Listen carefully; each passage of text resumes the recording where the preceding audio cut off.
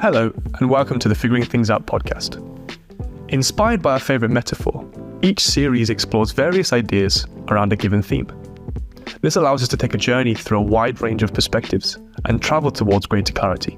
For our first series, we'll explore the question, what is movement? And in the process, speak to 5 teachers, performers, and all-round wonderful humans.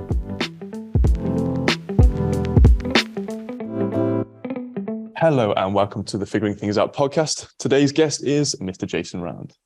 Hello, matey. Welcome to the podcast.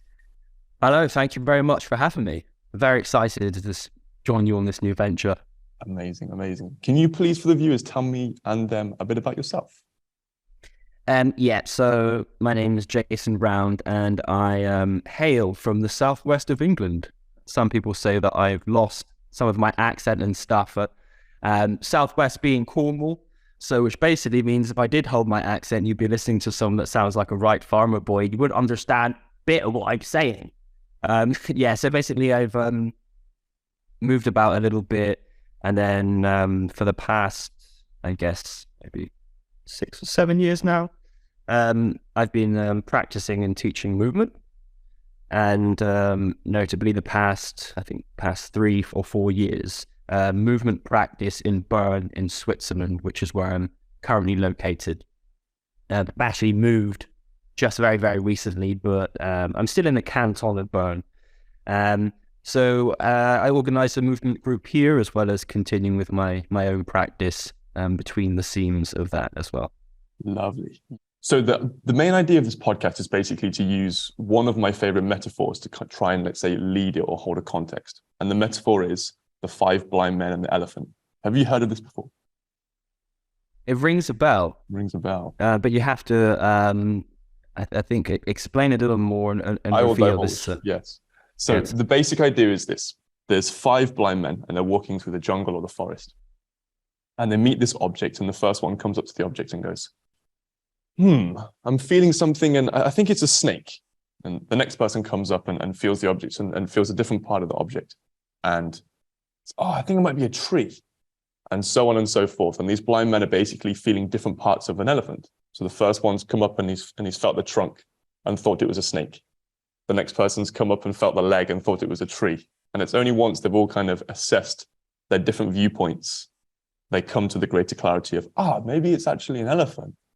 And what I would love to do in this series is basically interview 5 amazing people on one specific topic, therefore clarifying this one topic. So the topic being the elephant. Today's elephant is trying to look at what is movement. What is movement? And really that's something that I think's led us both in a certain way for a number of things. And obviously for our work. And I would love to start the conversation today with you trying to define for yourself, in your own words, what is movement? And then we'll do like a full circle and we'll come back to this towards the end and we'll see if it changed. Cool. I was worried it might be, what's an elephant then? And I was like, oh, wow, okay. Philosophical about elephants. Much to say about elephants, but I'm not involved in that subject so much. But yeah, the subject of movement. Yeah, it's a big one. And, I did, when you first reached out, I mentioned, the trying to grasp the ungraspable. And this is certainly not to say that it can't be grasped. We can create containers for it. This can be on like a micro and macro level that we need to look at. So like a wider zoomed out idea. We can look at theories of movement, for example. We can place it in the realm of science as an example, and we can look at it through these perspectives. Or for example, we can create a game with another person and we can explore movement with another person. Or we can, for example, lie on a bench and lift a heavy weight over our head or over our chest, so to speak. And this is a movement context in and of itself. So what we can see already is that when we think about what is movement, it's important for me in any case, and this is something that I've always tried to focus on, is to keep in mind the macro and the micro. And you can use many terms for this: macro, micro, the big frame, the small frame, the zoomed out, the zoomed in. If I were, however, to kind of go right out there and start it at the wider side. We can go from either side. I could start from small, or I could start from large and then come back in, but let's go really wide. It's kind of still served me to think about movement as an underlying condition of everything. So that kind of like puts it like, what? It's like the movement is always there. Movement is inescapable. To even speak about escaping or being, or it being escapable is kind of, paradoxical in itself, because it assumes that there's something to escape from. You can't get out of movement. You're born into movement. This is on all the levels we can look at it, from the micro to the macro, through that whole spectrum. We are always born into movement, and we are always not wanting to sound like a conflict about it, but we are always subject to the conditions which it produces. And we're implicit also in the experience of movement too. So our every actions have consequence, right? We can connect with other people, and we can increase the power of our movement. This is how we talk about political movements. And this is how we talk about intellectual movements and things and stuff like this. This is how we talk about a group of people moving together. For example, London Movement Group. There's a movement happening. So this is one way I do think it's really important to keep it in frame, because, of course, in many cases, what we have now in what I personally term like the modern movement culture, because movement cultures is actually, for me, a different subject, and movement culture has always existed. It's the culture of how a particular culture of people move. For example, there's different cultural movement habits in the West to the East, as an example. So it's very, very important to keep this perspective in mind when we come to more specifically physical practice. The physical practice, which we might call a movement practice. And of course, and this is the decision of the individual to determine if they're involved in what they believe is a movement practice, and of course, how that develops, where that goes, how that is informed by particular individuals, as an example, by particular traditions of thought and practice. That at this point in time, I think are very, very current and very, very exciting things that are happening in this space. So just to set out the two poles from that micro and macro scale at the moment, and we can go deeper either side, but we have that wider aspect of, okay, movement as an underlying condition of everything we experience. And then perhaps if we take it more micro, something more specifically we can manage, is this idea of movement practice. And then both of those, you can really dig into. Nice. I like the idea of the poles, actually. As you can see, I already like metaphors and the things that hold more information than face value. Something that comes to mind directly is this idea of, okay, if movement is inescapable and it's everywhere and it's at the base of everything, where is the inherent value or meaning, or how can someone not just be like, but if I'm already experiencing movement, why do I need to practice more? What is the response there? This really comes to the crux of it, This really, really comes to the crux of it, and it will tie in when we go on to speak about this perspective of the connected body, and something that I'll begin sharing in workshops, is that you can't stop movement, but it can most certainly be blocked and hindered. And again, we see this on the micro-macro scale. Okay? So within the body itself, this is, very kind of this common thing now. You don't have a choice, you have to move, etc., etc. But at the same time, what are the consequences of not moving? It's blockage. You cannot stop moving, but you can most certainly feel blocked, physiological blockage, emotional blockage. If we want to go there, spiritual blockage and things like this. This is very, very real. We don't need to go specifically into detail so much of that to know that we get blockages within, visceral blockages within our body when we are not accepting movement into our life.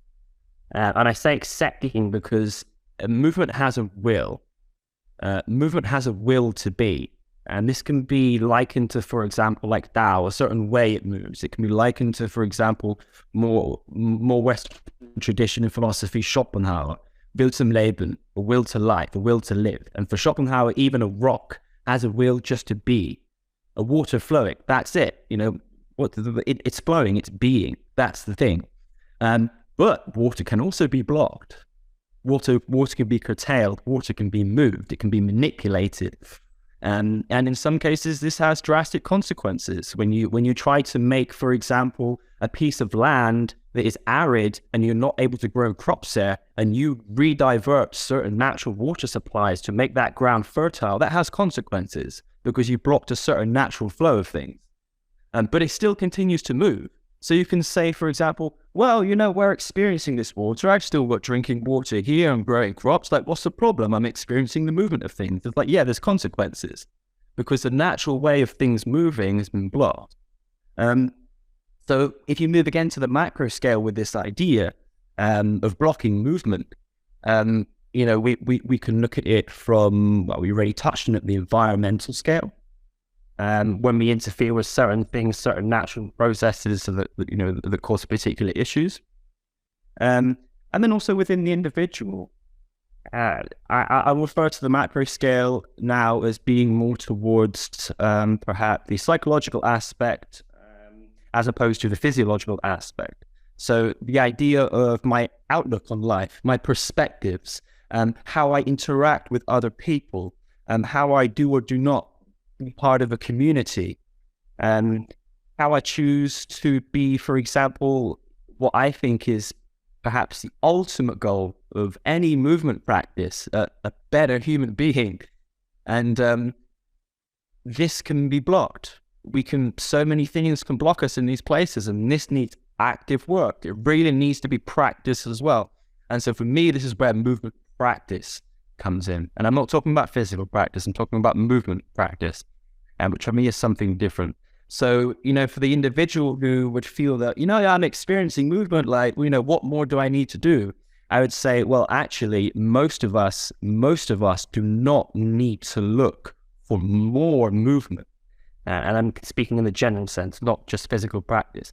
We don't need to look for more movement. We need to clean the blockages. Because from the day that we're born, for the moment we're subject to gravity and we start to develop our verticality, on a physiological level, we are already resisting. This is an idea that was brought to me recently. We are already resisting movement from that point. And there's this idea, again, this is the work of Bruna Caverna, who I was recently at a workshop with. They had this idea of falling culture. Falling, and the idea of actually falling. I'm not talking about break falling. I'm not talking about jumping and rolling and using your momentum and recycling it. I'm talking about falling and metaphorically dying. This is kind of a depth that we can go to if we want to go there. So this acceptance of movement in life and not blocking it, this is what I feel is really, really the crux of the practice that we're looking into. This podcast is currently a self-funded project.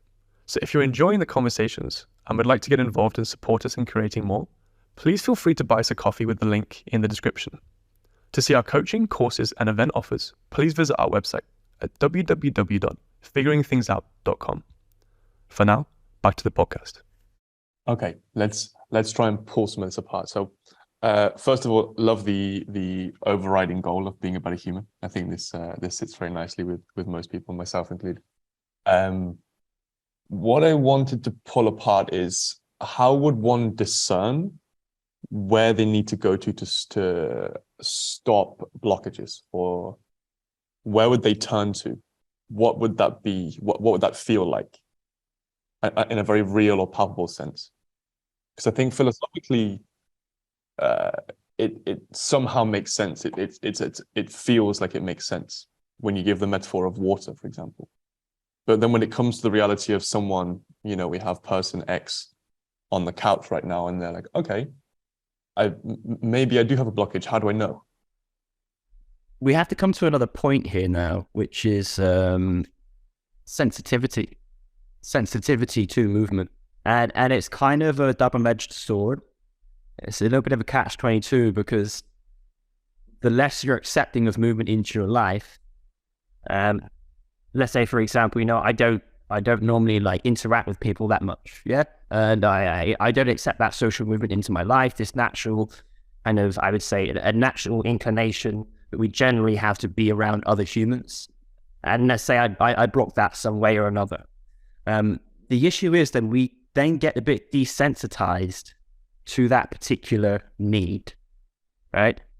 And this is the same idea with movement.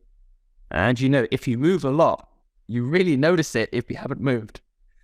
Oh, moving a bit. Well, I practice all this time, and yet when I always feel this. No, you notice it because this is the dynamics of the body. We live in a dynamic body. So it can be difficult. It's certainly difficult. So let's start from the perspective that someone is, metaphorically completely blocked with regards to physiological movement. So they're sitting on the couch and they're like, but I don't really, feel my back hurting. I don't really feel blocked. You start with the perspective of your practice, and the practice is going to be finding blockages, find them. And with that, of course, you would need to have certain contexts within which to explore that process of finding blockages. So if it was, a psychological thing, you might go to a therapist, and the therapist might reveal to you that you have a problem with the relationship with your father's dog or whatever it is, right? So, it will be revealed to you that there's an issue, but you have to go through a certain process. You have to look through it, And some people, they didn't know that they were craving love until they saw or entered the most loving atmosphere that they've ever been involved in. It's the same when you start moving. You might feel like, well, I don't really feel it, but then you'll start doing a movement. It can be something as simple as hanging. And I'm sure you've seen this many, many times. People don't realize that their lumbar spine or their shoulders are hurting until they hang. And then there can be an issue here. There can be a confusion. The confusion that this context is bad for me or this context is hurting me. And, we have to be sensitive there because there are existing things and certain blockages in the body, certain resistances, and that needs to be managed sensitively. But, plugging yourself into a movement context and a physiological movement context like hanging is, I would say, really the only pathway that you can take to develop the sensitivity to then realize when something is blocked and perhaps not moving so well. Let's take this point simply. So let's say, okay, someone's come from not that much movement and then they start to hang and they get this pain when hanging. And the first, or let's say the most common opinion is, oh, hanging's bad for me. How could you help this person reframe and actually allow them to see that with the right dosage, this could actually be a very beneficial thing? Yeah, I mean, you need to empower, right? You need to empower people with very basic tools in which they are in control of. So you give a concept of hanging, but it needs to be explained, what we're trying to do. We're trying to relax in this initial stage, and et cetera, et cetera, et cetera. But perhaps there is too much pain in the shoulders. Then you might give some protocol. Okay, place a little bit more weight in your feet. Or for an example, instead of being completely passive, try pulling your shoulders down a little bit at the same time, just until it feels a little bit comfortable. And what you're going to do, you practice this X, Y, Z until the point where you feel comfortable enough to completely relax them. And they'll feel empowered. They'll be like, okay, I have a tool, I have an objective. It's very simple for me to execute this. I have a protocol. Now all I need to do is practice. And so speaking on that again, why do you think the thing that's hurting them in the first place is the thing that's actually going to help them in the long term? Yeah, this is one perspective you can take on the development, the growing sensitivity towards and the development of blockages. But it's not to say that we always need to go in for like the most troublesome thing. So let's say, for an example, if someone has like a bad back, You don't necessarily have to throw the whole tool bag of bad back tools at them to explore it. Actually, on the contrary, I would propose starting from, really that holistic perspective of let's just get everything moving and let's check back on it after a little bit of time. If after that time, so I was starting from this macro perspective, right? From the micro area of the physical practice. We start with that thing, and that very often happens. People start with me, whether it's online coaching or whatever, and we just give the most general protocols. And after, a month, it's like, wow, this is gold. This is feeling so much better. This is like, it's like, well, no, you're just moving and your body's doing the work for you. It's a very, self-protecting and developing organism. It can take care of itself as long as it's being nurtured with just basic movement. However, that being said, there is definitely value when the practice starts developing. So again, this is on the choice of the practitioner. Do I want to dig deeper? Do I want to dig into those places that I know, for example, are perhaps causing certain pains, but only if I explore certain areas and things, or maybe certain fears that they have that, okay, maybe I can approach this through a certain movement practice context or something like this. But, it doesn't have to go there, but I would argue that this is going to be the place of the most development. And not just physiological development, but a general development overall, with regards to the process of exploration and the process of development that comes with it. So it will feed back into the wider process itself. But, for some people, it's just like, look, this context, and let's say if it's crawling on the floor or something, and if they get a bit of wrist pain, they might just say, hey, look, I'm not going to be crawling on the floor all the time. I don't really need to practice this, so therefore I'm not going to dig into it. And that's, again, the individual's decision. Nice. So let's go back to a definition, because I feel like we need to define one more thing, which is the practice. Yeah. It's something that we're both referring to right now. And I'd first like to see or hear from you. Do you see the practice as a general context, something that has specific parts? Does it have, let's say, different parts of it that you could define? Or is the practice something completely varied and completely unique and completely individualized? And it could be, for one person, gardening and climbing, and the next person, it could be XYZ. Yeah. So to dictate that too much would be counterintuitive to this concept of movement, but we do need to try and help contextualize and guide. I would firstly say that having a physical practice, by which I mean it's normally a type of developmental type of physical training, perhaps for yourself you can call it, detracted away from, and this is the big issue when we get to the idea of training and things like this. It's very much historically located with things like competition training or training for something, an optimal performance. We're really not speaking about this for me. I'm talking about training in terms of just a developmental process that is, set out in such a way that it will bring you towards certain goals, whether that's certain capacities or skills or movement patterns or whatever it is. And the reason I would say that I believe this is important to have, and it can even just be like something you do 20, 30 minutes a day, or it can be 3 times per week, but that's oriented and informed by this idea of the macro idea of movement. I think this is important because ultimately the easiest way, I would propose, the easiest way to really connect with movement as an idea, because we can't locate it, we can't write it down, we can't just say, oh, that's it. It's through your body, because your body is always in movement. And again, this is almost paradoxical to speak about. When I speak about body, it then proposes that I'm speaking about mind as something different. I'm not at all. So perhaps a better word would be use your being. When you're involved with your being, which innately involves the viscerality and the sinew of your tissues, the muscles, the fibers, the blood pumping, the air coming in and out of your lungs, the tendons stretching, all of these physiological sensations bring us closer to what is the visceral feeling of being in and of movement. So this is why I think this part is really, really important. Then there's other aspects, certainly things like gardening, if you have a climbing practice and things and stuff like this. I would personally then, in my mind, not that I'd have the physical practice at the center and these other things as satellites, that they can be as balanced or weighted as you prefer as an individual. But keeping in mind that if you are, bouldering or climbing, 5 days a week, and then the other aspects of, this quote unquote movement practice, you spend you interact with for like an hour a week, there's kind of a disbalance there that's starting to move against this perspective of being in movement.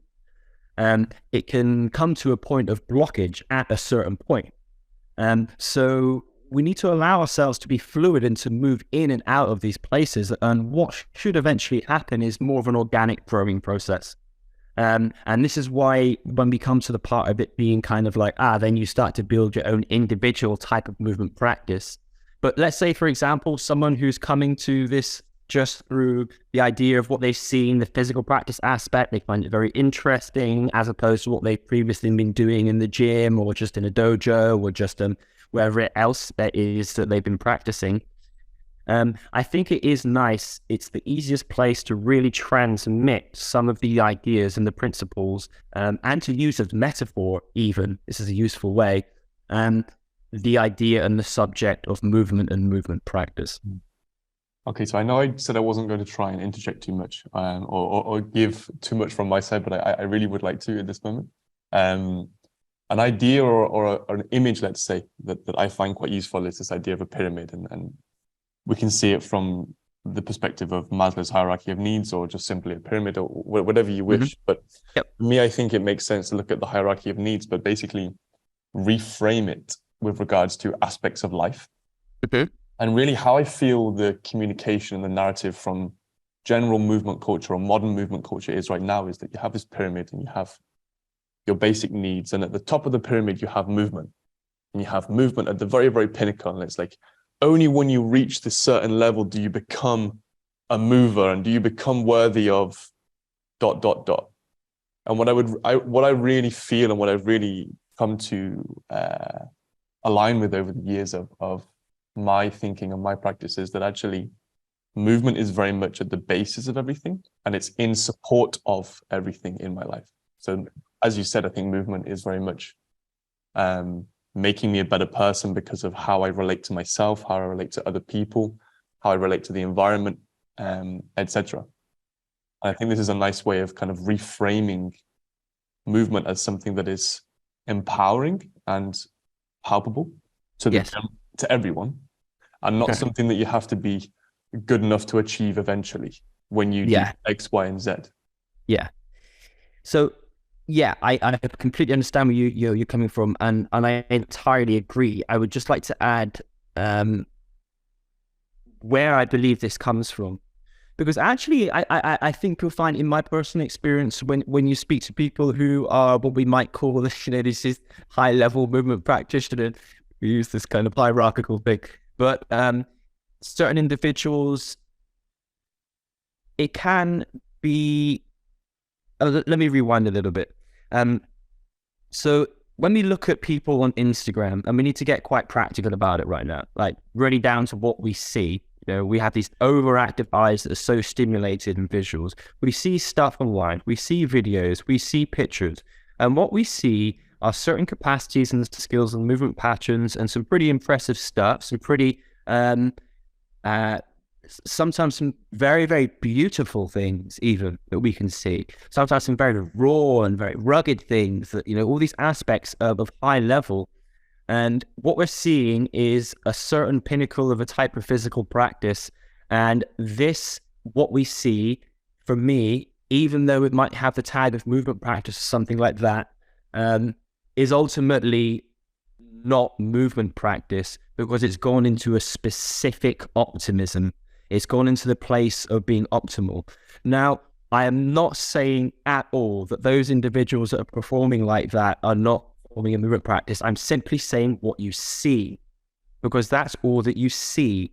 You see a certain level on an idea of a physical practice. You see someone doing handstand push-up, style the press, one-arm chin-up, some gnarly flips and turns and things and stuff like this. And of course, this is really high level shit. It's very high level stuff. But then for an individual who then sees the tide of movement practice, what they then see is that movement practice is like the next rung above the other thing, because they're only seeing it from the physiological training point of view. And this is very, very trapping, and it can be quite dangerous. And like you said, it's very, very true that the bottom level is we are movers. We are born into movement. And the only thing that we can do against that is this idea of blocking it. And, all these individuals that I have met and spoken to that are at this high level generally do also share that same perspective. It's just the stuff that we see of them is just their really, really gnarly stuff that they've worked hard for. Let's try and actually pause there and dive a bit deeper then. So how I understand it is you've got these things we see on let's say social media, and it's something like a gnarly flip or a amazing strength skill or whatever it may be. And we can almost call them movements with an S, right? Yeah, sure. And then we take the other perspective of what you're calling movement practice as something almost adverse or slightly different to that. Yeah.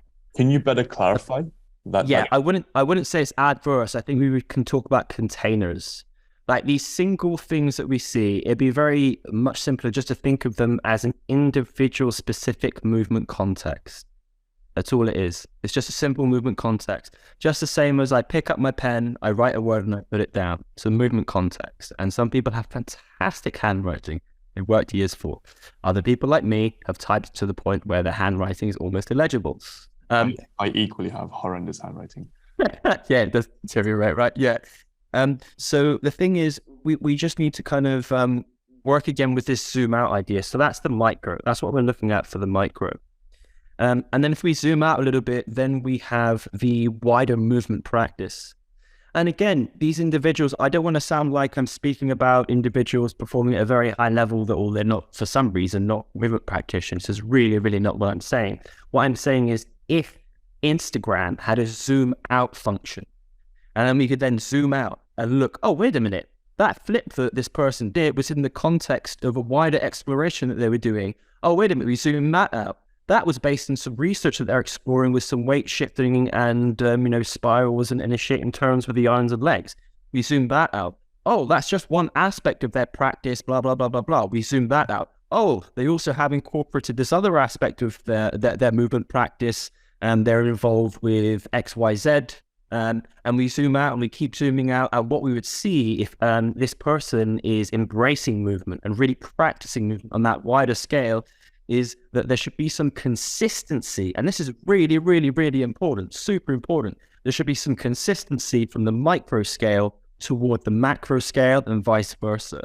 So for example, if on the macro scale with movement, I'm very, very open and accepting and social, and I let the movement flow for my interaction with other people, or let's say I'm very, active ecologically, and I try to involve myself in certain processes that encourage the natural growth and the healing of the world and things like this. And yet on the micro scale, my physical practice is push-ups and sit-ups, and that's all I do. There's some disbalance there. And this is precisely what I found, when I was practicing bodybuilding for 10 years. For a decade, I spent doing bodybuilding. And, it is the same time I was at university being stimulated by all these incredible ideas from critical thinking, from modern philosophy, European philosophy, and things like this. My brain was going wild.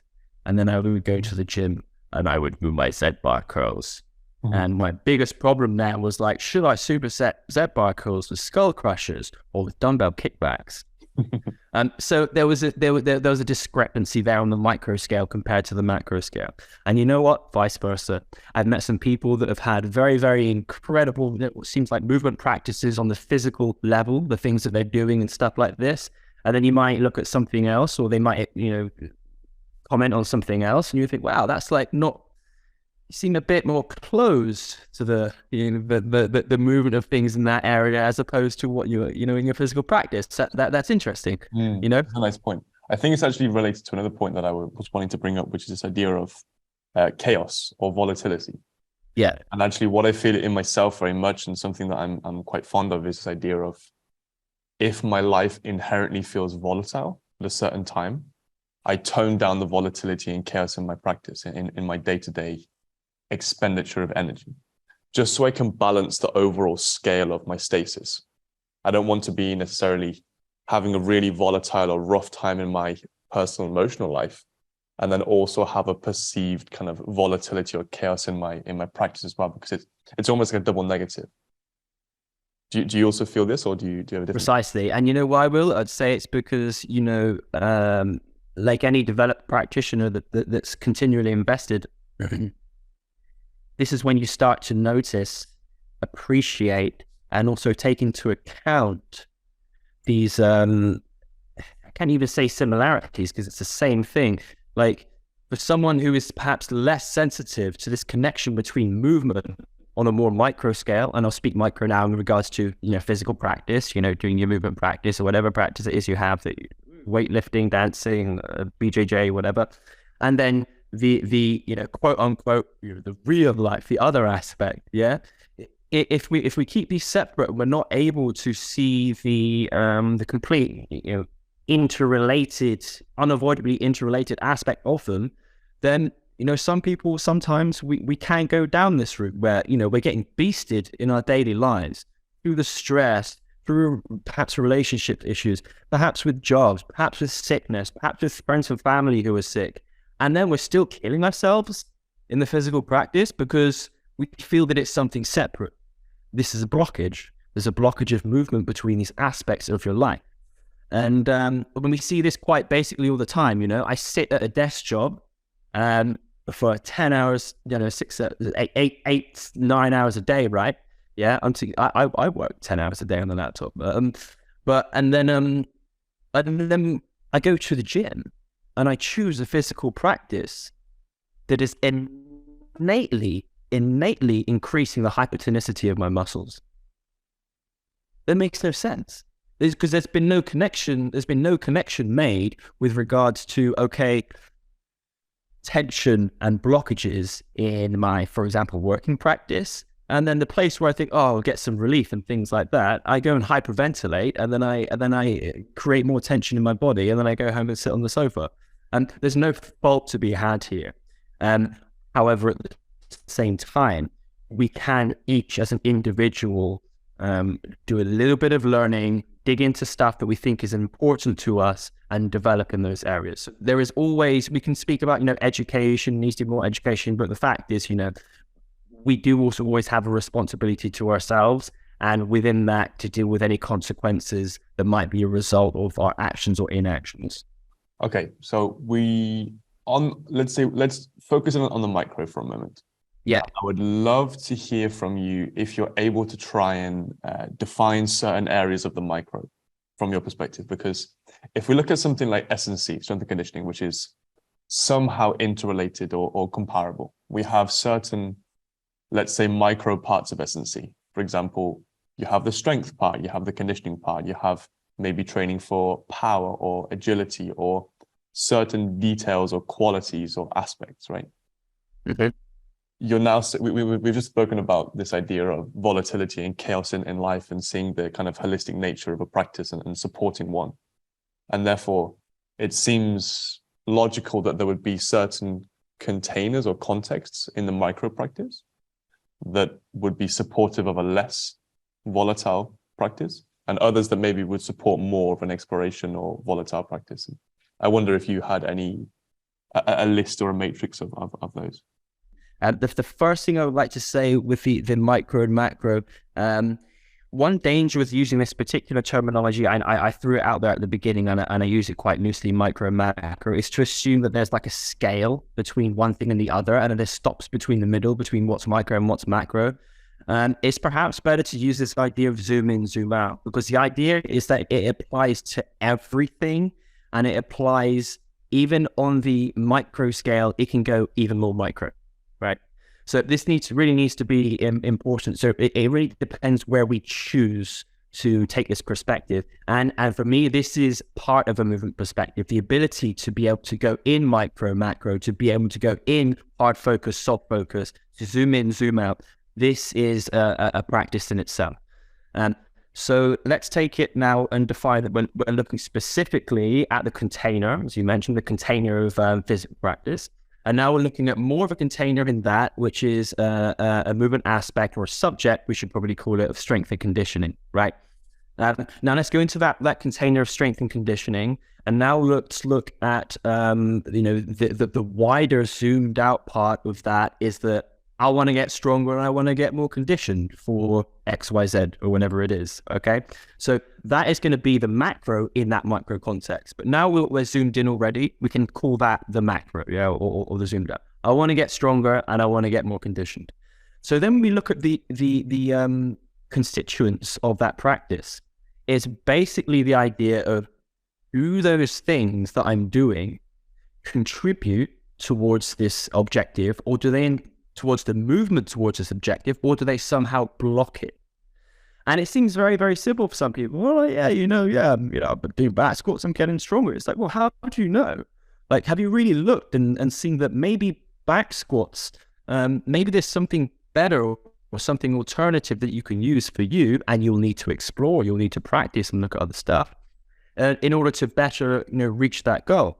And I was recently just listening to stuff from Dan John, the well-known strength coach, which is really, I really like his approach as well. He's really kind of easygoing, down-to-earth guy. I mean, you can look at like Ricoto and stuff like that, which is super cool because you can get really concrete stuff, do it this, that way, that. And if you're not doing like this, you're not doing the program.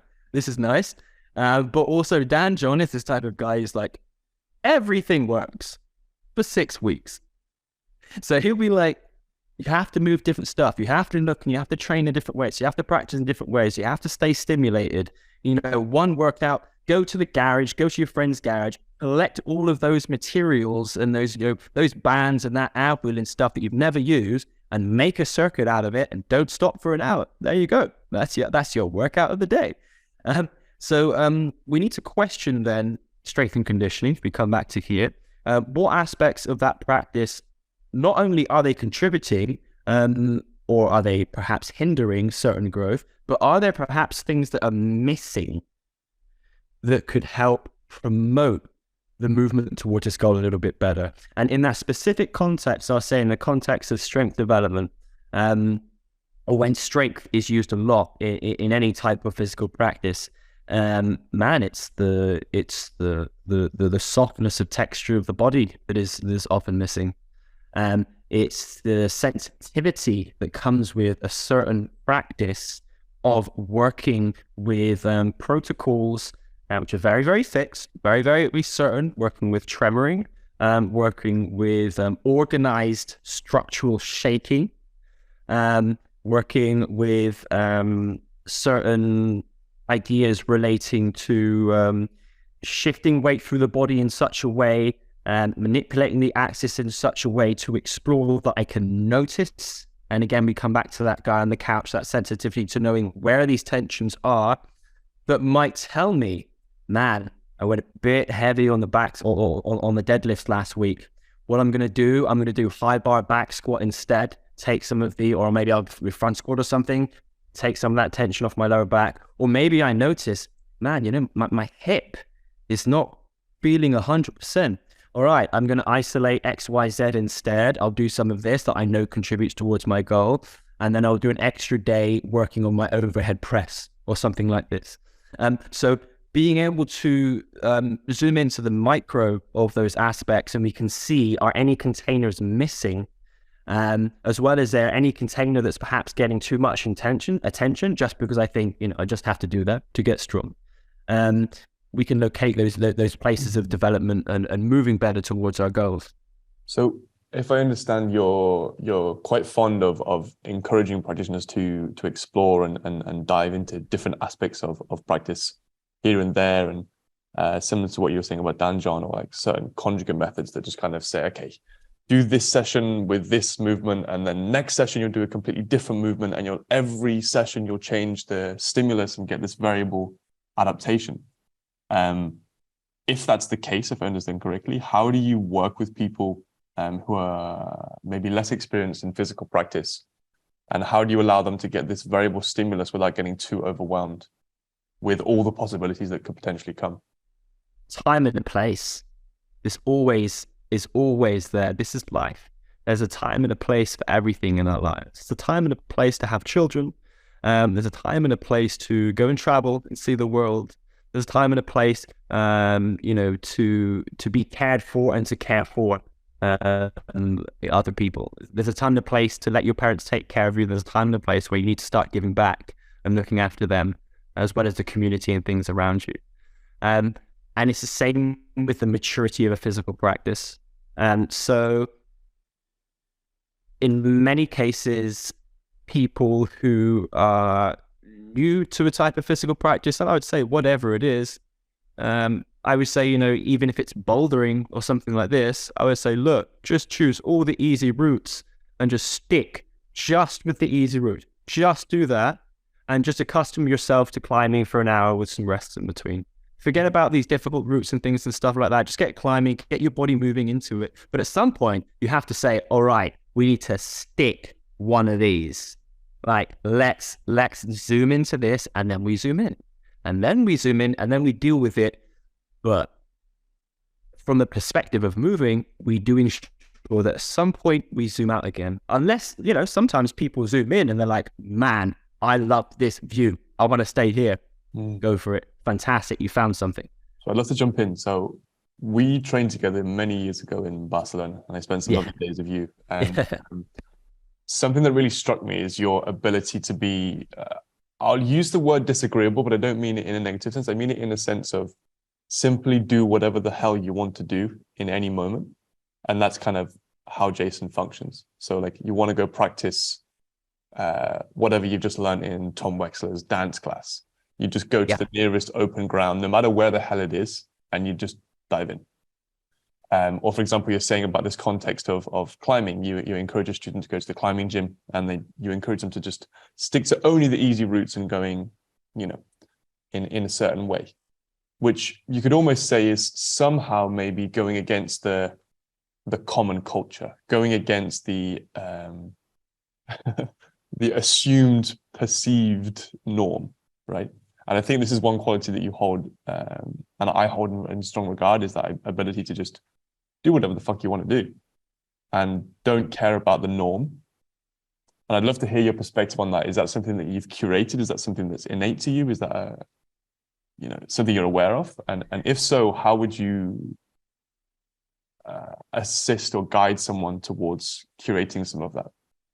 Yeah. First, that's nice that you noticed that, and that's very nice of you to propose that it's a positive quality that I might perhaps elaborate on. I think for me,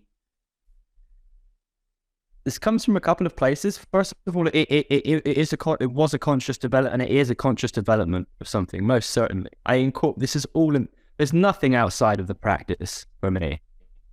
It's only just stuff I haven't kind of zoomed in on and noticed. So this was something I noticed most certainly. And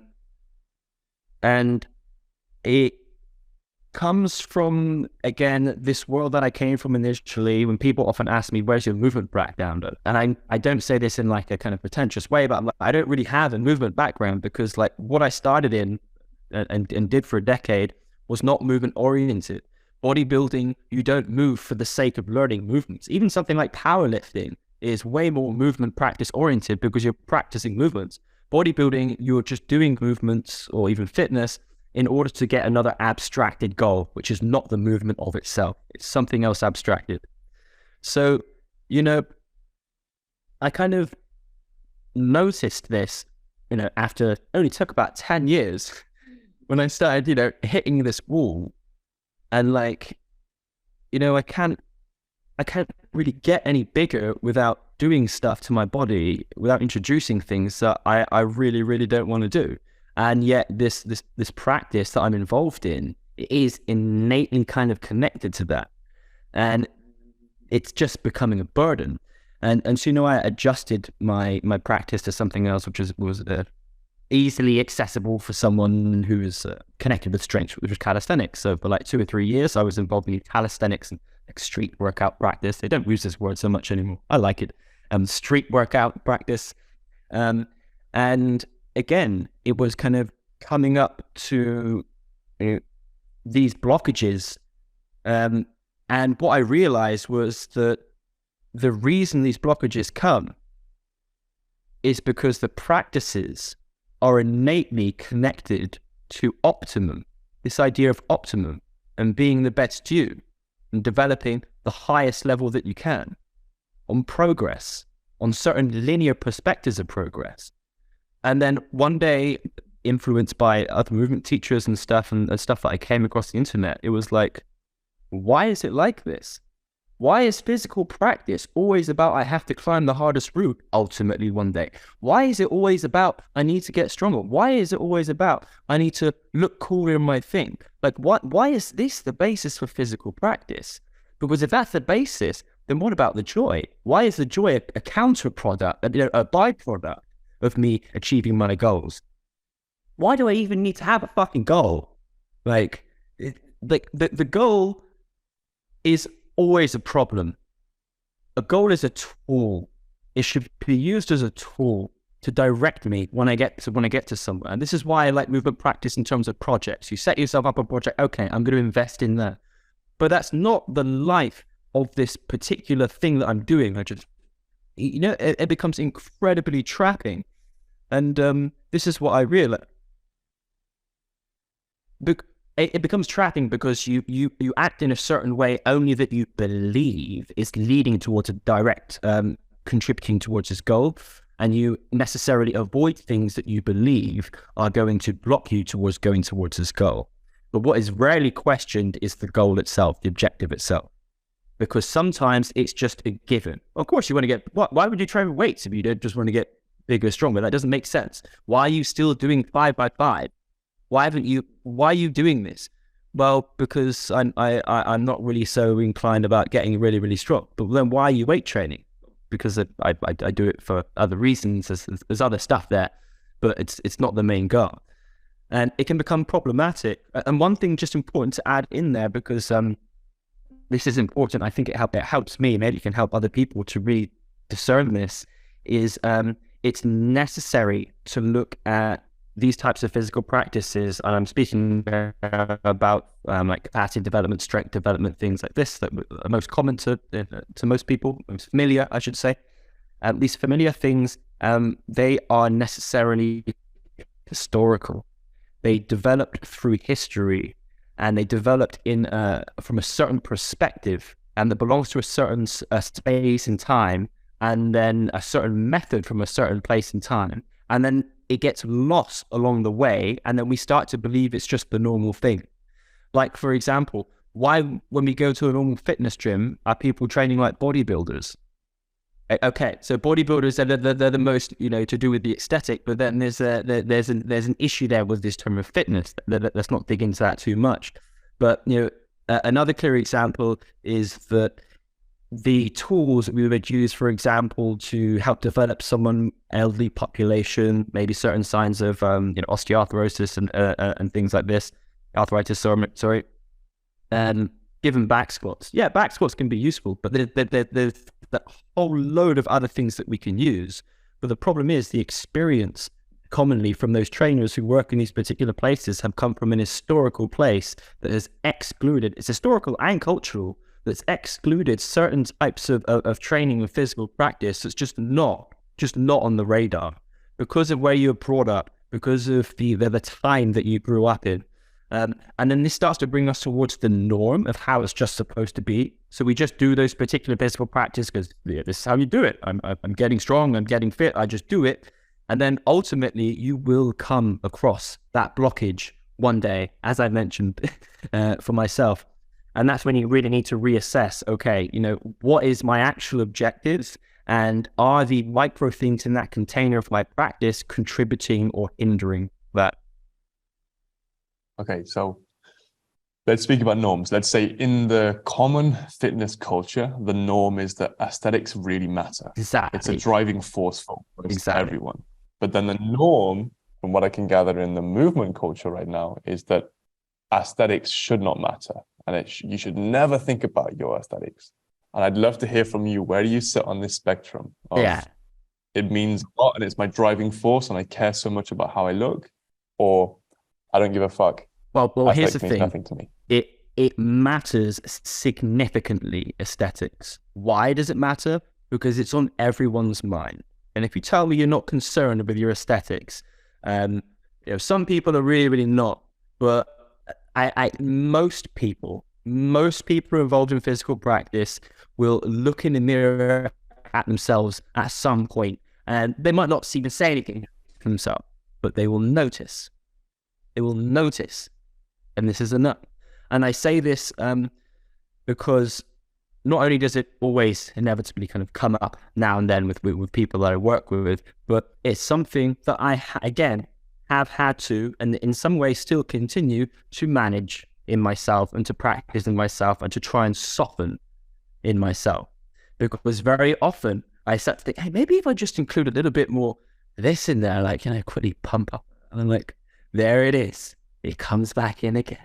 And you just have to accept your movement history, and that's where it is. You cannot undo the conditions of your upbringing and where you're from. Some people were brought up in places and environments where it actually really doesn't matter. It really doesn't matter. But, tell me that someone walking around with 6% body fat isn't concerned with the way that they look. And it just happens like that. For example, me, I know a certain optimum that I can achieve. I can walk around 6% body fat all day. Maybe I'm about like 7 or 8, bit overweight at the moment, But at that 6%, I have to be thinking about it. I have to dial it in. I have to clean up my nutrition a little bit. And I have to maybe think about, okay, I get my heart rate up a little bit now and then, Is that in alignment with my overall objectives, how I would like to see my movement practice develop? Actually, no, it's not. It's really not. Is it tempting sometimes because of the social value? It has a value because of the social value that carries. Yeah, it's there. So it needs to be respected.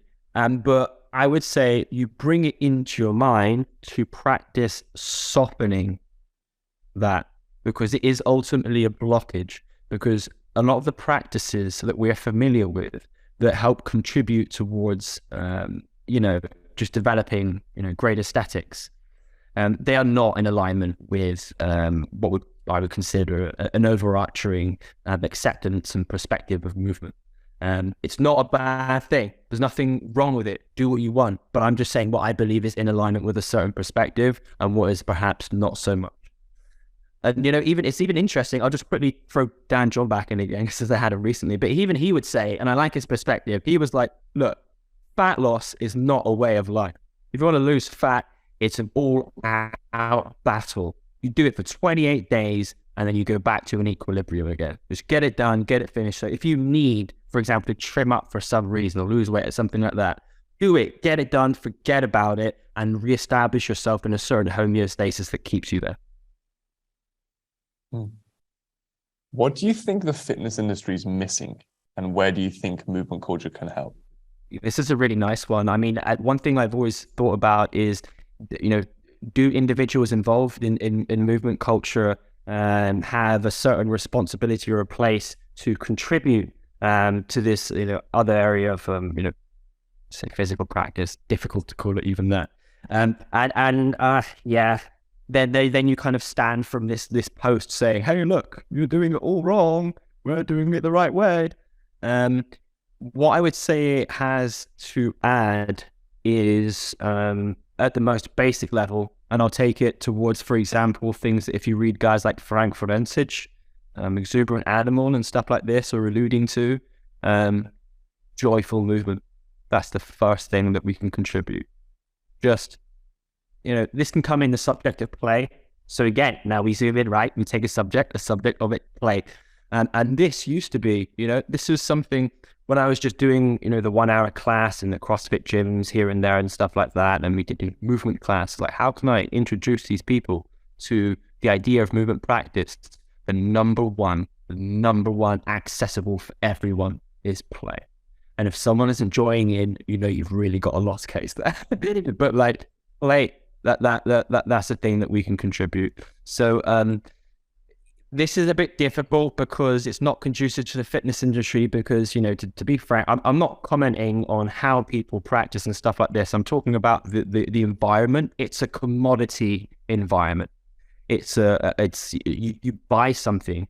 It's constructed to get as many people in and as many people out as quickly as possible, pay a membership, and they're talking about revenue. So it's a capitalist institution. We can speak about it like this. And it's we can speak a bit as well in terms of the McDonaldization of society, kind of a globalized society in which I can go to Anytime Fitness here, and I can go to the Anytime Fitness in Australia, and everything's exactly the same. I can do my exactly same exercises. I can do my leg abductors and things and stuff like this. And so this is problematic as well, because you need individuals there to be able to share play, because play is something that is, to play productively of your own accord. I always try to avoid playing with yourself because people get the wrong idea. But to play productively of your own accord is very, very difficult, because you need to have a real fantasy. You need to have an imagination, and you need to really feel it. And you need to drop the ball and go, and really, really feel it, In the absence of that, you need to have someone to facilitate that situation. So although I say this is something that we can share, it's the most difficult to do, especially in the structure of something that's created to have as minimal people there as possible, as minimal expertise required, and basically as minimal interaction between people as required. Not wanting to get too political or economical, let's say, I do think we could have a whole podcast just on the politics and economics of business in fitness and movement. But I would love to say many of the, let's say, larger, more well-known names in movement culture have done quite well financially. I think it's definitely been a sellable or saleable, let's say, commodity. And I would love to know, how do you get people looking in from the fitness industry saying, yeah, but I just pay my £30 a month membership and I can go whenever I want. I do what I need to do and then I leave again and it's easy peasy. How do you get them to see the inherent value in paying double, triple that for a workshop, and then telling them, we're going to play a game? Can you evolve that? Because I think we both can feel that value, but it's really hard for someone who hasn't experienced that before to then be like, how do I warrant paying X times more than I already do for my fitness, quote unquote, for something that I don't really know what it is, and maybe it's just a bit of a giggle and a bit of fun? Can you try and pull some value there? So in the initial instance, I think it's very important to distinguish between a commodity. Well, I'll just say outright, education is not a commodity. A commodity is something that you consume, and generally it passes through you, and at some point then it's gone again, right? Education is something that requires active interaction. Commodities are generally passive. I might use it or something will be used by it. And education is something that you have to nurture and develop and interact with. And again, this kind of comes back to the idea of the problematic of, how do you know that you've got blockages in your body when you don't necessarily move to an extent that you can notice them? You don't have this sensitivity. Very commonly, it's very difficult to say to someone, no, look, this is worth investing in, because it's you learning about your being and how one being can thrive under certain conditions, more so than the conditions that it's currently in. So of course, it is very, very difficult to pass that stage of making someone aware, first of all. So it is, in many cases, just get the first step in the door, and then let your intuition follow you through. And some people, they'll just shut it out, blockage. I actually have people that I worked with previously that they, quote unquote, went to the wrong beginners workshop, and they went to a workshop with someone who was well out there with their context and stuff they were doing. Fantastic work, but perhaps not for someone who's just been, looking at what's movement about. And he hit a block, and he went straight back to where he came from. So this is a danger. But the payment and the justification for paying more is simply because it's something that you hold for life. It's something that you incorporate and you assimilate. And if you practice, you assimilate it into your physicality. It becomes a part of you. You grow movement patterns inside of you. And if we want to get more micro about it, we can take the neuroplastic point of view. You can see those neurons developing under the microscope in their micro lengths and connecting.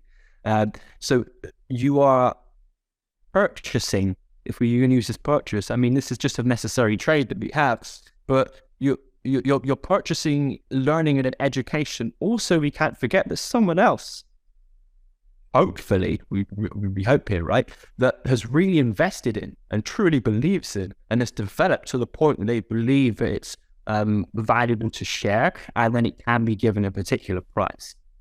And this is very, very difficult to justify to someone who's spending, £30 per month, but there would be no need for justification if we can simply disassociate them. One thing is a commodity, one's a protein shake. Let's take a protein shake. The other one is an education that you will hold for life. And the other difficulty here comes much deeper. I mean, with this idea of like not wanting to pay more perhaps for like a movement education, is because, and again, in some cases is related to the popularity of, practices like the fitness industry that have developed. You don't go to the fitness gym to learn. Therefore, if the majority, or you don't go jogging, you don't go jogging to learn, and that's the biggest issue. We disassociate then our movement from learning. Even in certain physical practices, whether it's climbing or martial arts and things like that, it can still be disassociated. Even though people are learning, they visit these places, but not with an active mind of learning something and trying to develop. Again, this is not an issue, but I'm just saying that when we have this disassociation from movement and learning, movement and practice, this becomes a real big problem, a blockage towards entering into a wider space in which you can really develop yourself and continue to thrive. And, nice. Sometimes, we get to an age where it's just like, no, learning's over, don't need to learn anymore, know it all. And it's like, this is also very much at the core of perhaps resistance to entering into a movement practice and just realizing how little you know about your own being. And then hopefully making that small next step to turning that feeling into excitement. And being like, wow, so much I can do, so much to learn, so much to develop. Right. So on that point, what are you excited about? What are you learning right now? What is Jason doing? Yeah. So I'm always learning exciting stuff, but I'm not one of these people necessarily that hones in specifically on one subject, develop that area, and then go on to the next. I know some people are really good at this. They'll enter into a place, they'll develop one in that place, they'll take the information, they'll look into another, and they'll transfer it and things like this. I'm very much more like what's been called in the past a bit of a floater, but at the same time, I'm a directed and an organized floater, all right? So I do pass between different things, but I most certainly have constants in my life and constants in my practice that have been there for the past 5, 6, 7, 8 years. They've always been there, or longer. Some things 15 up towards 20 years have always been there. For example, diligence and actually practicing. Yeah, that's just one simple thing. Are you practicing? That's it. I've been practicing for over 20 years now, and regardless of what I've been practicing, but I've been involved in a type of practice which requires basically to turn up, and I've turned up. And this is just a work ethic I got from my father. You just need to do it, or maybe one lesson for Ronnie Coleman: ain't nothing to it but to do it. You just got to do it. That's it. It just needs to be done. Whether it's a stress from a paper that you have to write or anything like that, you just have to do it. It has to be done, come out the other side. Do you have a morning routine? Yes. Yeah. I do have a morning routine. So my morning routine expanded over the past, I have to think now, I can locate it, over the past 5 years, I would say. And it started with just some shoulder rehab. So about 20 minutes. I needed to do some more shoulder issues, always have. I was working shoulder development stuff. And then it kind of grew, the space kind of grew and grew and grew. And then I started being interested in other practices, for example, breathing practices that require, minimally daily practice of those things. And then my morning practice started to grow and grow and grow and grow and grow. And so this is something I do every single morning. But there may be maybe one day in a month for some reason I don't do something. But I also structure my entire day in such a way that this is incorporated. So, I start my morning practice maybe, I don't know, like 6:30 or 7, but basically I have to be done. It's shifting a little bit now because I've recently moved and there's some changes, but I have to be done, for example, by 8:30 so I can start work at 9 and work a little bit, midday practice, work a bit more, maybe evening practice. But the morning practice for me is something that it's like, when I was bodybuilding, I used to say, if I don't even get to train, as long as I eat all of my meals perfectly, that's a perfect day. And it's the same with the morning practice. It doesn't matter what else happens in the day. As long as that first, hour and a half, 2 hours, that everything was locked in, then if for some reason I can't practice for the rest of the day, there's no issues whatsoever. I've stretched through my lungs. I've done the things that are important to me that I want to do daily, and life is good. And I could stick with that just for, the rest of my life. And it's basically the practice I put there, the practice that I want to be doing when I'm 70 or even 80 or more. That's what my main morning practice is. Sometimes I will also use it for a space to open up some like projects. If there's a small strength project that needs more frequency, I can use it for that as well. But yeah, just cultivated this space in the morning that is able to plug things into when it needs to be. So, that's one thing that's been important to me, more so over the past few years as well, because I've really started to see the applicable benefits from having essentially just a daily practice, that constant, especially for things like, I recently adjusted my breathing practice more into apnea practice, which has interested me over the past couple of years. So I started with just a very basic beginner's freediving course with a guy called Bruno, who's a really super nice guy. He was involved in movement practice previously. So he's from Germany, and now he's very heavily involved in the Taoist practice with a school, I believe, based in France, but they're a non-monastic practice, so they don't practice in the monastery. And he's just started sharing his Taoist practice over the past couple of years. He's also a free diver. So I injected these things, of course, into my morning practice, and just noticing that, of course, wow, if you practice it every day, it just gets better. That's why I said something recently, in a post. If something's important to you, again, this comes from Dan Job, when you hear those things recently, they stick with you. But it's like, if something important to you, do it daily. And he's like, while you're at it, tell your friends and family daily that you love them if they're important to you, right? He thinks if it's important, just do it every day. Okay. What scares you then? You're so good at being positive and like forthright and just getting the stuff done that you want to get done and that feels important to you. Is there something that you're afraid of? Something that you're like, maybe not, that you step away from? Yeah, I'll start with something that is quite practical in terms of physical practice and areas and subjects that scare me. And then maybe if we go into it, we can maybe speak about wider things and the wider aspect of the practice that scare me as well. Man, like martial arts, contact martial arts, I'm scared. And, I no joke, like, even capoeira, I did capoeira, like, for a year, no, longer than that, because I did some before, but I'm just so liable to getting kicked in the face. I'm so bad at reading direction, like in all aspects. At reading direction, I am terrible. So for example, if someone throws an armada to like the right side of my face, for some reason I'm turning into the right side.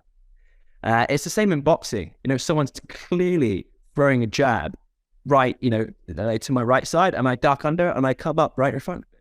And this is just because of lack of experience, of course. But I do find it very, very difficult to judge movement when I'm interacting with another person in a combative aspect. So this really scares me. Zooming out from that just a little bit, there's something also very, very much that I realized recently in a workshop as well, that I knew it, like there's a bit of this in everyone, but it really does affect me, and it's really quite cool. I think I'm definitely scared of failure, and I don't appreciate that enough, and I put this huge amount of pressure on myself that I don't even really know. It's not even like a conscious pressure, you have to do this, but just in the way it comes out, I plug myself into a scenario and I'm like, the only reason I'm feeling or reacting like this is because I'm scared of failure, because I feel like I should be good at this, for an example. And I find it difficult to accept, even though I can be a complete beginner in terms of the learning. I can accept, I'm hanging on a knife edge, like what else is this person going to say that I might be able to like learn something from? But when it's in the actual context, like there's a fear there, because it's not even the fear of just getting physiologically hit. It's the fear of just like, I'm not in control here. I don't have anything I can work with. I'm not comfortable. And yeah, if you really put yourself, I was really put in a scenario recently, which is, it's very abstract, difficult to speak about, but in a scenario where I felt it so viscerally that I'm not one that bobs into tears, but I almost cried. I was holding back tears, and I even had to explain, look, this is, for some reason, this has really hit something here. Like I have this significant fear with it. So yeah, like you were saying earlier, how do you know where there's certain blockages? For me, I realize that's a blockage, so I try to encourage myself into it, not to the extent of like trauma. And I have given myself a couple times, even a physiological trauma, because of perhaps a place I went to wasn't the best for me at that point in time, or whatever it was. But I do try to orient myself towards those places. Nice. I think on that point, actually, there's a guy called Robert Sapolsky who has some really nice ideas on stress. I'm listening to him right now. Yeah. Great. Yeah, he's amazing. Yeah. He's really great. And some of the things he talks about are like categories that can promote or push fear forwards or stress forwards. And one of those things would be like control. Do you have control in the situation? Is the situation a known or unknown outcome? Do you feel socially supported? And for me, for example, when I feel afraid, it's like when I'm flying in a plane, because there's that, number one, that control is completely gone. And maybe I'm presuming in those areas that you're talking about, you mentioned that you feel like you don't have control. And I wonder if that's almost like a promoting factor as well, because when I don't have the ability to take a step forward or a step away, and I'm stuck in that box flying through space, it really grips in a way that doesn't grip me in a way where I'm afraid of heights when I'm climbing, for example, because I always have the options to take a step forward or take a move or do something or ask for help. And I think it's a really interesting one to try and move through. Something that I'm going through right now is like, how do I embrace this fear without having the ability to step through it and take action on myself? It's an interesting one. I mean, here's the fact. We're not in control of anything. We give ourselves a simulation of control, and you've developed a certain skill set and things like this that you can give yourself the simulation of control. But even Alex Honnold is not in control of what he's doing. He's developed it to an nth degree that you almost can't discern the difference. And this is as best as we can get with it, right? So I would say that you hit the nail on the head with perhaps this distinguishing between, like, when you're on the plane, the fear of control. But then this is the zoomed in. Let's zoom out again. And let's come wider. We live always under the constant condition of movement. Movement necessarily proposes change. Movement is the underlying condition of change. You have to change from one state to another. The condition of that is movement and changing. We have to adapt with those changes. We don't have a choice. Movement is always happening. So therefore, we don't have control necessarily of those changes that are happening. Is that a bad thing? No, it's not. It's a very, very exciting thing that we can continue to develop and learn with the changes happening around us, if we can accept them, if we can move with them, if we can adapt to them, assimilate, learn, and move forward again at the same time. So, one of those things where you mentioned about one thing I'm excited about, there's no specific one place as the odd place, like free diving I've become a lot more interested in, and developing my breathing practices and stuff like this. And also looking a lot with, tension in the body and looking towards how this affects, the biochemical things and stuff in the body and stuff. But these kind of pieces all recently came together under this idea of, the connected body, which is just an idea which is really a proposal which is in its infancy. And what it really is, it's kind of just an effort to bring certain places together. So there's so many things that I've been practicing in my own practice, and also generally researching and a lot with the movement group here in Bern, this little experimental laboratory, that there are commonalities coming out in all the things I found my oriented self towards learning and reading, and people that I was visiting, and stuff that kept sticking out from me, and in different areas of practice that I started seeing commonalities with. And there's always this effort to say, okay, how can I start to bring these together? And it just came through with this idea of the connected body. And it's kind of two things. It's both represents a proposal, and it's an effort as well. So the initial proposal is, of course, that if we are always in movement, which we always are, we are always in movement, we are necessarily connected, because you can only have movement in relation to something. And if we take this to the point with physics, if I just have a body still in a void, I can't see movement. There's no relation in which to place it with. But if I've got two bodies and one of them starts moving, now I know there's movement happening, but there can only be movement happening in relation. And so it emphasizes this idea that we're entirely connected. We can take this wider and speak about the connection between ourselves and cosmos and stuff and things like this. This is where it can go. So that's the statement. It's the proposal. You are a connected body, whether you like it or not. The next one was, okay, here's the effort.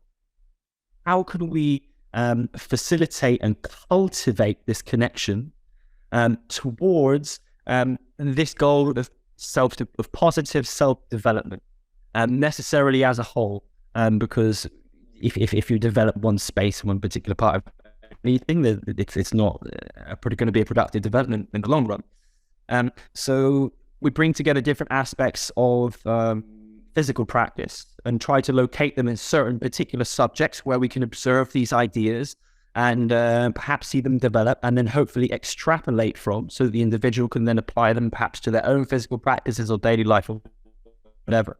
So, for example, one of the 4 aspects that we'll look into in the workshop in London is the connection between people. So we use this context of partner work, but more specifically the tenuous line between fight and play. And this is my own developments of ideas of fight and play, which I've wanted to build on. There are other people exploring play fight, but it's not in the area that I'm looking at. That they're working with much more, I'd say, perhaps interesting work. But for me, it's just the case that when we meet with another person in a play or fight context, there is innately conflict, and conflict is a blockage. And it's very common in cultures that we propose that conflict is something to be avoided.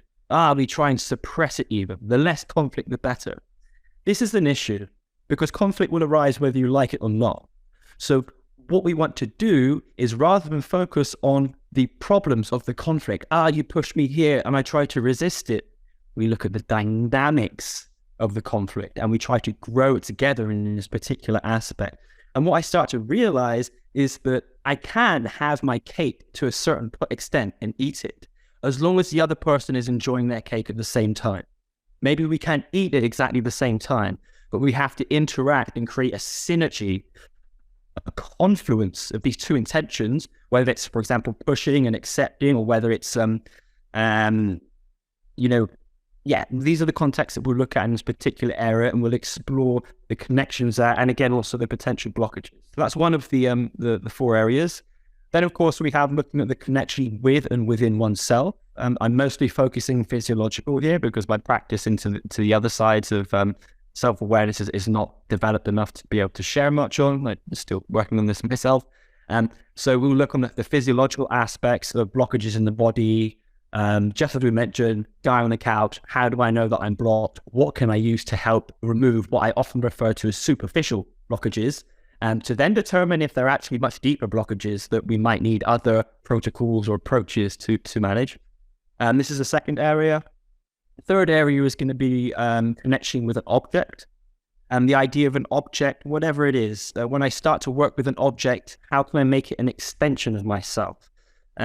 We originally thought we were the only chimps to use tools, right? But we do have, of course, much more of an affinity for tools than our other primate cousins. So when we use these, when you watch someone or you observe someone who is using a tool with which they are very, very familiar with, it's an extension of themselves.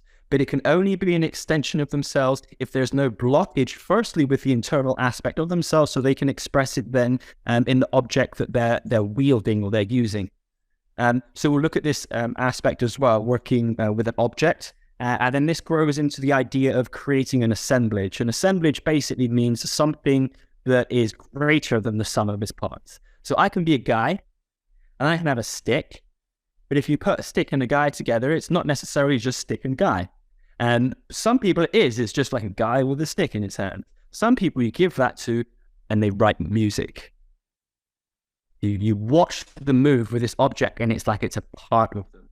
And they create another assemblage. The most basic idea of assemblage as well is between other beings is like man, horse, and spear. When you put them together, you have warrior. So we'll look at this particular aspect as well. How can we connect with an object and with other people at the same time to create something that's greater than just simply the sum of its parts? And the last area, the fourth area we'll look into is quite simply the connection with gravity. And, we can open this out quite, in many different places to explore. But we just put a hard focus on this. But I'd like to introduce it in the perspective of floor communication, locomotion and floor communication, but with an emphasis on conceptual frames for locomotion and floor communication, as opposed to certain patterns that we're working on, transitions. As I found that, working with the group, sometimes here, we've got people who've been working on certain projects for floor communication, like a lot, and then someone comes completely new. How do you get someone up to speed? So these kind of contacts that were inspired from other friends and my own work working with the group, I believe help facilitate someone who has no idea what's a locomotion, what's a floor communication, to just go, okay, just work with this frame, work through these couple of minutes, just play with this idea. We'll inject some other intentions and stuff inside there, but essentially in relationship to the thing we're always undeniably connected with, which is gravity. And you can experience it. You don't have to have a physical capacity or a movement pattern or something to experience it, but we'll create a context in which it facilitates you to explore these particular ideas, the subject of oral communication. Beautiful. Really nice. I'd love to kind of go full circle back to the beginning. And I'd love to get your final thoughts on the question to begin with, which is, what is movement? Do you have any final or closing thoughts, or anything that you wish to add to that context, or anything that maybe has been refined through the conversation?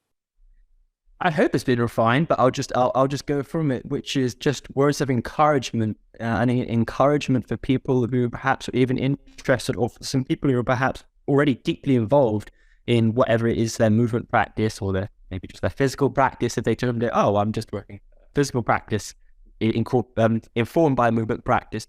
It is like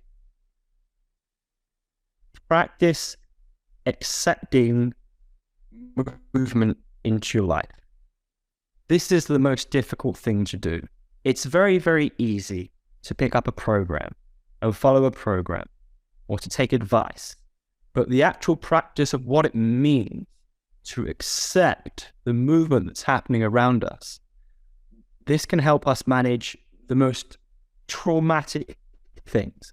It can help us manage the highest highs of when we see our child born, and to really absorb the magnitude of what's happening here, and perhaps to even be a good father or mother. It can help us deal with the deepest downs. It can help you deal with death. It can help you manage the most stressful times of life if we're able to accept this perspective of movement, which is essentially that we are always in movement. But we do have to understand one thing as well that we all understand. I'm not being patronizing, but it does end in this state for us as we are at some point. And the more that we block the experience that we have of movement in our life, whether it's through the body, whether it's through with people, whether it's through experiences and exposing ourselves and opening ourselves to new things, the less richness we'll get to experience during our time here, and arguably in some places for the future places where that movement takes us. So, if there's anything that's been taken from this, analyze and have a look at those more zoomed in places in your life. There's practical things. It could be something like, hey, maybe I need to get up half an hour early because I want to develop 20 minutes of a morning practice. Hey, maybe I actually realize now that I've just been kind of focusing a lot in this one place, and it's not really in this idea of developing and my physical practice moving and growing over time because I get stuck in this one place. Or maybe it's from the wider place. You're kind of like, man, I've been in the same place feeling stagnant and depressed for years. Maybe I just need to move. Maybe I need to move to another country, another city, go and be with new people, stimulate myself in a different way. But accepting and making those changes with the full understanding that it's going to take work, it's going to be difficult, it's going to take practice, and that's what it's going to be. But through that process, you will get better. You will get better at being able to move in those different ways. You'll be able to get better at accepting and better at adapting, and it will help grow you only in positive directions for self-development. Lovely, man. Thank you so much. As I said, I'd love to bring this full circle now, and I'd love to ask you. So we began with a metaphor. We began with the 5 blind men, the elephant, and I'd love to know from your perspective, do you have a quote or a metaphor that you really hold dear? This is just that kind of intellectual pause when I'm thinking, which basically means I don't have something off the top of my tongue. But I mean, one of the things that I always refer to when I'm going through difficult times myself, or friends of family or anything going through difficult times, because when you're moving, when you experience movement, when it hits you in the face, because it does, movement hit you in the face sometimes, whether it's injury or something or stuff like this, because you're being dynamic, it will hit you in the face. So perhaps it's going a little bit off, or maybe too specific, but I think this really, really helps, is that whatever state you're in, and this goes for the positive things as well, things that feel positive, it won't last forever. It won't be forever. And all you can do is keep moving forward. Just keep moving forward and keep doing. As long as you're doing, as long as there is action in place, as long as you can reflect and say to yourself, am I doing everything that is in my capacity? Like, I know my knowledge, my resources. Am I doing everything that I believe is driving me towards those objectives? Which, if you don't have, maybe it's good to have some objectives that's driving me towards those. Am I doing everything? If the answer is yes, leave it to the practice and try and soften yourself to all those doubts, all those things coming in, all those things when life punches you in the face. Soften it and going, no, I'm going in the right place. I'm not in control, but I've given myself the best chance, and I keep moving forward. Love you, dude. Thank you so much for today. It's really, really special. That both the depth and the breadth that you speak on is fantastic, and I'm truly thankful for you to come on.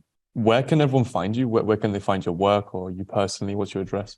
My address? I now live. No, I'm actually. So yeah, let's speak about my address, because I'm based in Bern, in the county now, Canton Bern in Switzerland. No longer in the city, but we're still giving movement practice in Bern, in the Hauptstadt.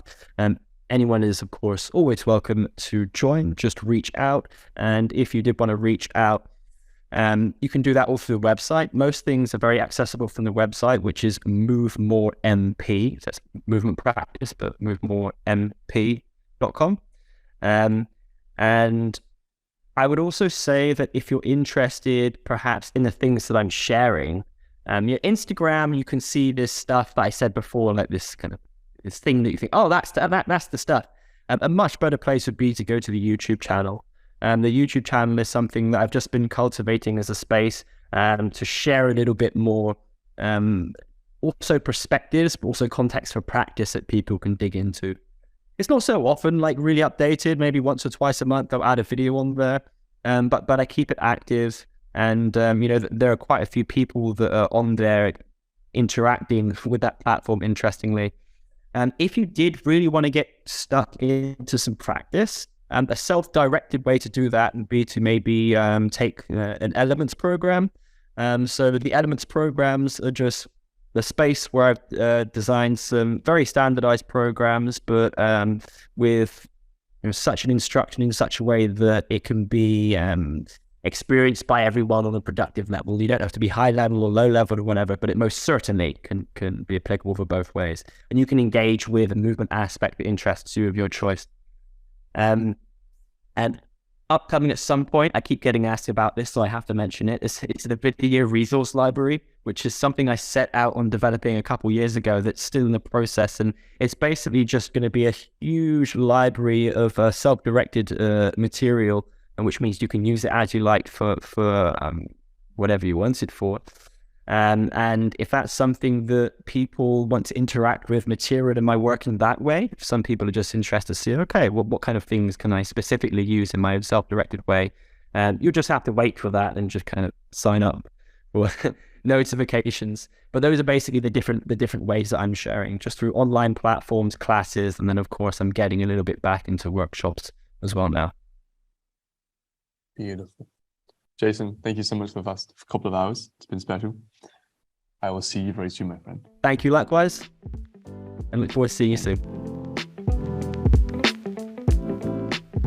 Hi, I'm Will Brown. Thank you so much for listening. It's really a joy to have these conversations. Please feel free to like and share as much as you wish.